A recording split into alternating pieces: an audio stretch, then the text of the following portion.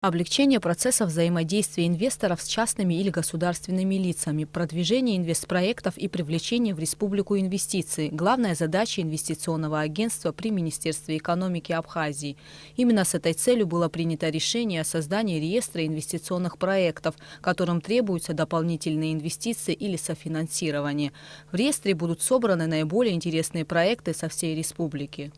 Инициатива по созданию такого реестра направлена на то, чтобы облегчить и ускорить процесс поиска инвестиционных площадок для инвесторов, либо инициатором самих инвестиций. Для того, чтобы ознакомиться с проектами, необходимо перейти на сайт Госинвестагентства в раздел «Инвесторам», пункт «Инвестиционные предложения». Для того, чтобы проект был внесен в реестр, необходимо инициатору обратиться в Госинвестагентство либо через электронную почту, либо посредством телефона. Также можно обратиться напрямую при личном посещении. Реестр составляется в электронном виде, а информация о проектах отображается на официальном сайте Госинвестагентства.